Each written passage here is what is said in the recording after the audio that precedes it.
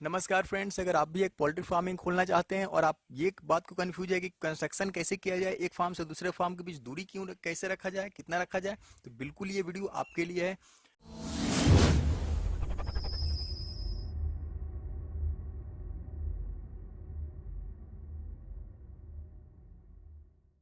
Friends, उससे पहले मैं आपसे रिक्वेस्ट करना चाहूंगा कि अगर आपने अभी तक मेरे चैनल सब्सक्राइब नहीं किया तो प्लीज़ सब्सक्राइब कर लीजिए। उसको करने का ये तरीका बिल्कुल फ्री है, आपको कोई पैसा लगने वाला नहीं है। जो आप वीडियो देख रहे हो उसी के नीचे में देखो एक रेड कलर का सब्सक्राइब बटन, उस पर आपको क्लिक करना है और मेरा चैनल सब्सक्राइब हो जाएगा। फिर लास्ट में मैं वीडियो के बाद में बताऊंगा कि कैसे सब्सक्राइब करना है। चलिए फ्रेंड्स, इस वीडियो को भी शुरू करते हैं। नमस्कार फ्रेंड्स, मैं हूं अभिषेक सिंह। फ्रेंड्स, अभिषेक सिंह पोल्ट्री में आपको बहुत बहुत स्वागत है। फ्रेंड्स, जैसे आप देख रहे हो ये मेरा फार्म है, ठीक है। ये वाला पहले मेरा बनाया था और ये वाला अभी बना हुआ है, ठीक है।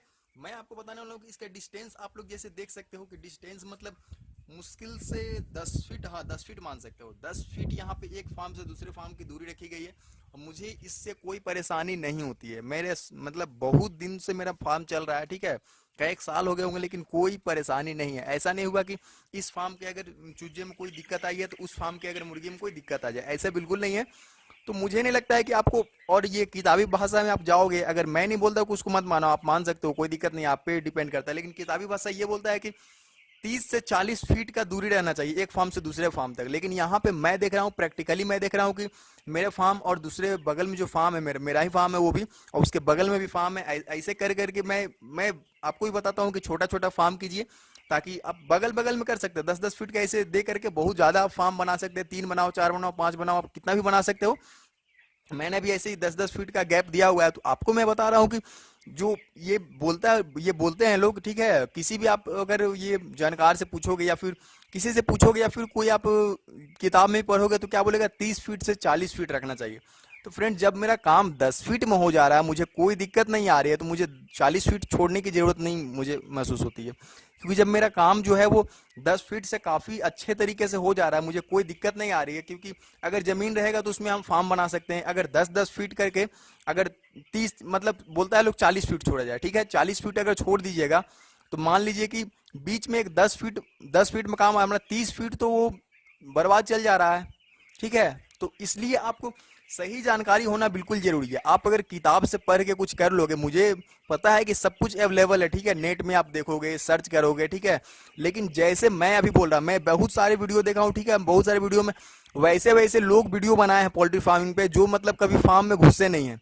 2-4 फोटो ले लिया इधर उधर से और उन्होंने मतलब कि स्लाइड शो बना दिया और उस पर कुछ नेट से जानकारी लेकर के और बोल दिए, और उसमें हजारों लाइक आ रहे, कमेंट्स आ रहे, शेयर आ रहे, ठीक है।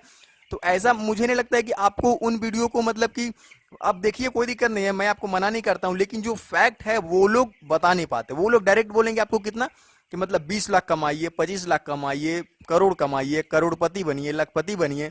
तो जो मतलब कि जैसे जो लोग फार्म में गया नहीं है, कभी फार्म में कदम नहीं रखा है, वो लोग ऐसे वीडियो बनाते हैं। तो मुझे नहीं लगता आपको उनके बातों पे ध्यान देने की जरूरत है, ठीक है। मैं जैसे यही बोलता हूँ कि जैसे आप 40 फीट, अगर आप उनका अगर 40 फीट लेकर चलोगे, ठीक है, तो आपका 30 फीट का जो है वो 30 फीट का जो जमीन है, जितना आपका लंबा फार्म होगा उससे इंटू कर लीजिए, उतना स्क्वायर फीट आपका जमीन मतलब बर्बाद चल जाएगा। इसलिए आपको ध्यान ये देना है कि आपको प्रैक्टिकली आपको कोई फार्म में देख लेना है। मैं नहीं मानता हूँ कि मेरा ही वीडियो देखिए, मेरा बात मान लीजिए, ऐसा मेरा कहने का मतलब नहीं है। कहने का मतलब ये है कि किताबी बातों में आपको नहीं जाना है। जो प्रैक्टिकल कर चुके हैं उसको सीखिए। उससे क्या होगा कि आपका टाइम भी बचेगा, पैसा भी बचेगा, आप आसानी से कर भी पाओगे। तो उसका सबसे अच्छा तरीका ये है कि आपके नज़दीक में जो भी फार्म है वहाँ पे आप एक बार जाइए, आप उसको देखिए, ठीक है। देखने के लिए कोई मना नहीं करता है, तो आप जाइए, देखिए, कुछ उनसे पूछिए, जानकारी लीजिए, ठीक है। तो वो क्या होगा कि जो भी पोल्ट्री फार्मर है वो क्या करते हैं, प्रैक्टिकली आपको समझाएंगे कैसे होता है, क्या होता है, वो प्रैक्टिकली बताएंगे। और जो किताब से बहुत ज़्यादा अंतर रहेगा उसमें, ठीक है। किताब में मतलब एकदम सेफ रखा जाता है, ठीक है, लेकिन हम लोग को तो काम चलाना है। हम लोग अगर वैसा जाएं तो फिर हम लोग को लगेगा मुनाफा ही नहीं हो रहा है, ठीक है। क्योंकि हमारा एक जमीन है उतना बड़ा, तो उतना सा हम लोग बर्बादी कर देंगे, तो उसमें पोल्ट्री फार्मिंग हो क्या क्या। तो आपको ये है कि फैक्ट जानिए, जो लोग कर रहे हैं उनसे आप बात कीजिए। ऐसा नहीं कि नेट में सर्च कर लिए और पोल्ट्री फार्मिंग मतलब करना चालू कर दिया, तो उसमें आप बीच में फंस सकते हो, ठीक है। तो आपको ये है कि जो लोग कर रहे हैं उनका बात मानिए। उनका बात मानोगे तो आपको क्या होगा कि मतलब सही बात पता चलेगा, ठीक है।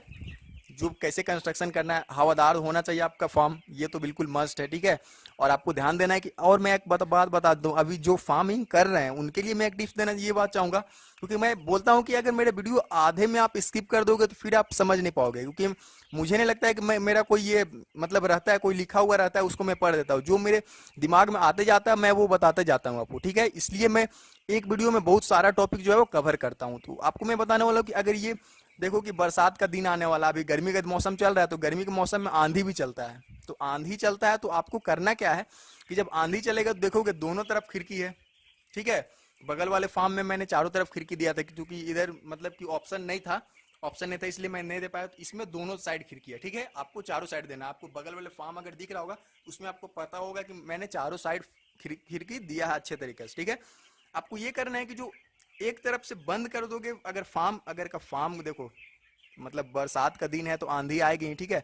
आंधी आएगी तो अगर मान लो एक तरफ का पर्दा आपका गिरा हुआ है और एक तरफ का पर्दा उठा हुआ है, तो उसमें ये खतरा बना हुआ रहता है कि जो ये एस्बेस्टर है उसके उड़ने का खतरा बहुत बढ़ जाता है, क्योंकि हवा तो एक तरफ से घुसता है लेकिन उसको जगह नहीं मिलता है निकलने के लिए, तो वो कहीं से तो इतना बहुत पावरफुल रहता है, आंधी का हवा बहुत पावरफुल रहता है, तो आपका एक एस्बेस्टर है वो उड़ा देगा। तो आपको दो काम करना है, या तो करना है कि दोनों तरफ से पर्दा गिरा दें, आपको जैसे लगे कि आंधी आ रहा है, धीरे धीरे स्टार्ट हुआ, आप आंधी पूरा आने का मतलब वेट मत कीजिए।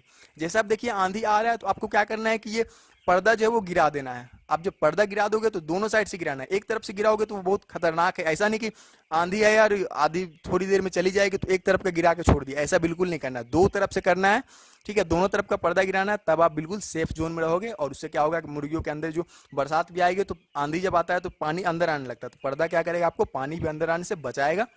तो ये फ्रेंड्स, मुझे लगता है कि ये वीडियो काफ़ी लंबा होते जा रहा है, तो मैं आपसे रिक्वेस्ट करता हूँ प्लीज़ मेरे चैनल को सब्सक्राइब कीजिए ताकि हम आपसे बिल्कुल जुड़ सकें, ठीक है। ज़्यादा से ज़्यादा लोगों के शेयर कीजिए, और जो भी वीडियो आ रहे हैं आपके स्क्रीन पे उस पर क्या कीजिए, क्लिक करके उसको देख सकते हैं। और मेरा जो आइकन आ रहा है, अपने चैनल का आइकन आ रहा है, उस पर क्लिक करके आप जो भी मतलब कि सब्सक्राइब नहीं किए अभी तक वो सब्सक्राइब कर सकते हैं। अगर आप सब्सक्राइब कर लिए तो बहुत बहुत धन्यवाद। फिर मिलते हैं अगले वीडियो में। नमस्कार।